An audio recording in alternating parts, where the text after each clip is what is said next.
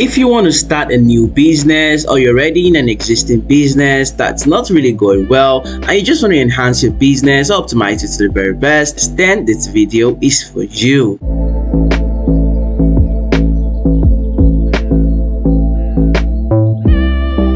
In today's video, I am going to be showing you guys a quick and optimized method to actually enhance your business using ChatGPT.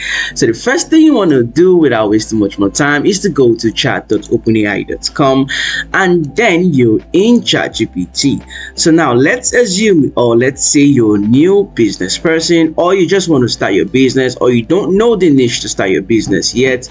All you want to do is to come to ChatGPT and ask. Let's start from the very start. Let's say you haven't started a business, you are just thinking of the business to start. So you're going to tell ChatGPT, I am new and want to start a business. Now, before you say you want to start a business, you must have understood your environment, probably what people need that they don't have, or something that you feel people would actually want if you start the business with. So let's just say I am new, I want to start a business based on skincare and health, because in my environment people really need it. Then you want to say, how can I start with little capital? So as you can see, guys, ChatGPT is going to explain every single thing for you.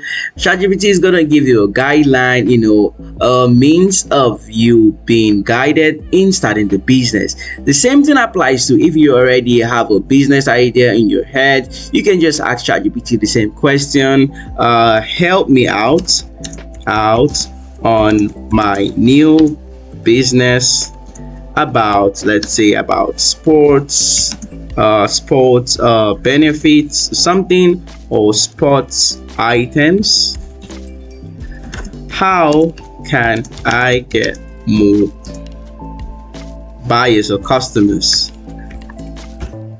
So guys, as you can see, ChatGPT is going to provide every single thing for you, and the same thing applies to if you have an existing business. It's that simple, guys.